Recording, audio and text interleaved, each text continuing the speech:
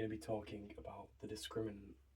Now, all the discriminant is just this specific part of the quadratic formula, b squared minus 4ac.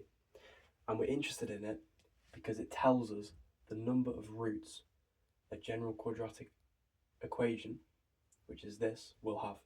Now the roots is where the graph intersects the x-axis. So the roots are where y equals 0.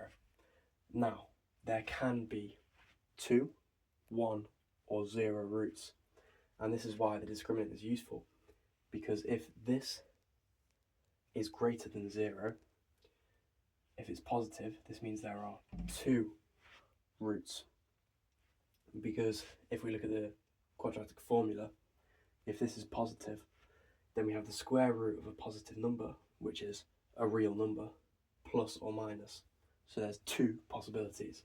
Now, if this equals 0, we have the square root of 0, which equals 0, and we have plus or minus square root of 0, 0, which is the same. So this means there's only 1 root. So the graph would look a little something like this. So the turning point, the vertex of the parabola, is on the x-axis. Now, if the discriminant is less than 0, it's negative, there is 0 roots, because we are square rooting a negative number, which gives us an irrational number, which we're not interested in. So there are zero roots, for example, like that, because the graph never intersects the x-axis. That is literally all the discriminant is. So I've got 3 examples here. You can give this first one a go. Give you a second.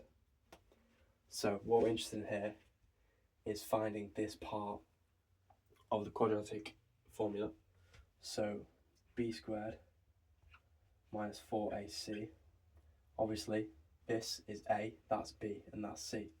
So b squared, 5 squared, minus 4 times a, which is 2, times c, which is 1, gives us 25 minus 8, which is 17. So this is positive. The discriminant is greater than 0, which means for this quadratic there are 2 roots.